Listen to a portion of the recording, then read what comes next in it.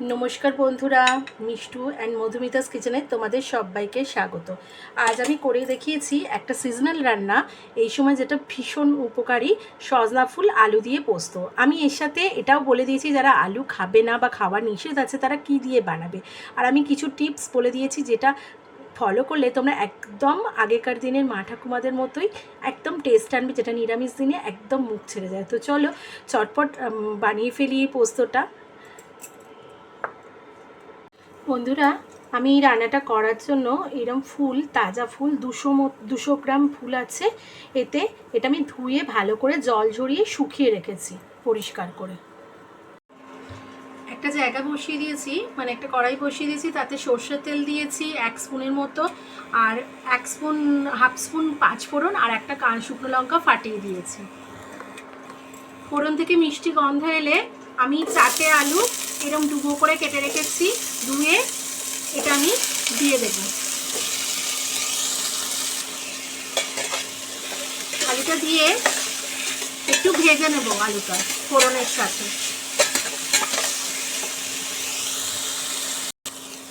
আলুটা মিনিট 2 কষিয়ে নেওয়ার পর একটা টমেটো আমি পিস পিস করে ছোট করে কুটে রেখেছি, সেটা দিয়ে দেব।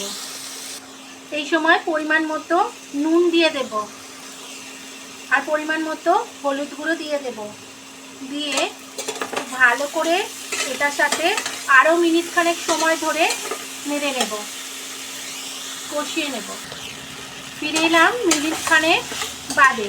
মিনিট খানেক পর টমেটোটা গলে গেছে, ভালো মতো কষানো হয়ে গেছে। এই সময় উষ্ণ গরম জল আমি ঢেলে দেব, দিয়ে আমি ঢাকা চাপা দিয়ে 10 মিনিট রান্না করে নেব, মানে সিদ্ধ করে নেব আলুটা। ফিরে এলাম মিনিট 12 পর। এতক্ষণে আলুগুলো সিদ্ধ হয়ে গেছে।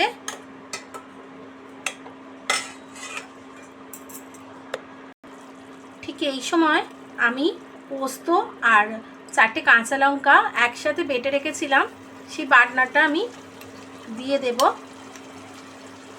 পোস্তটা একটু বেশি করে দিলে টেস্টটা ভালো হয়। দিয়ে খুব ভালো করে মিশিয়ে নেব। আমি এখানে 3 থেকে 4 টেবিল স্পুনের মতো, মানে 3 টেবিল স্পুন পোস্ত বাটা দিয়েছি, কাঁচা লঙ্কা দিয়েছি 3টে কাঁচা লঙ্কা, 3 থেকে 4টে কাঁচা লঙ্কা দিয়েছি। এবার যে সজনে ফুলটা আমি ধুয়ে রেখেছিলাম, ঠিক এই সময় এই ফুলটাও এর মধ্যে দিয়ে দেব। ফুলটা দিয়ে ভালো করে পোস্তর সাথে মিশিয়ে নেব। আচ্ছা, এখানে একটা জরুরি টিপস বন্ধুরা, তোমরা যদি এই ফুলের তো গুণাগুণ আছে, এই সিজনে খেতে হয়, তো এর জন্য আমরা ফুলটা এই সময় খাই।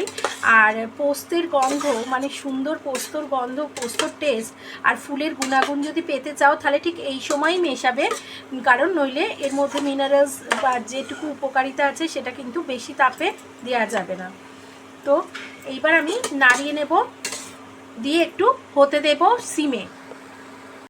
এই সময় স্বাদ আর গন্ধের জন্য 2টো কাঁচা লঙ্কা চিড়ে দিয়ে দিলাম, দিয়ে আবারও ভালো করে মিশিয়ে নেব।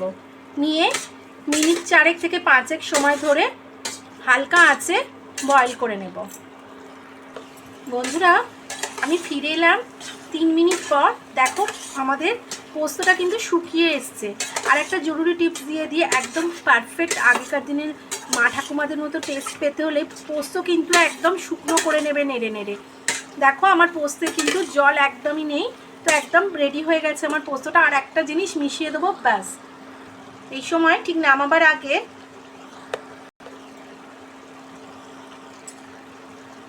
2 থেকে 3 পলা সর্ষের তেল দিয়ে ভালো করে মিশিয়ে নেবে। একদম আমাদের সজনা ফুল আর আলুর পোস্ত রেডি।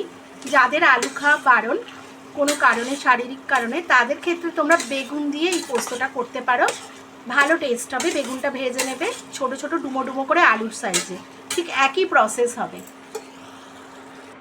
বন্ধুরা, আমার পোস্ত একদম সজনা ফুল পোস্ত রেডি। আমি সার্ভ করে দিচ্ছি। এটা গরম ভাতে নিরামিষ দিনে জাস্ট জমে যাবে।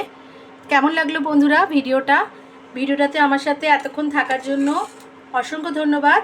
আবার হাজির হয়ে যাব নতুন কোনো রেসিপি নিয়ে। ততক্ষণের জন্য তোমরা ভালো থেকো, সুস্থ থেকো, টাটা।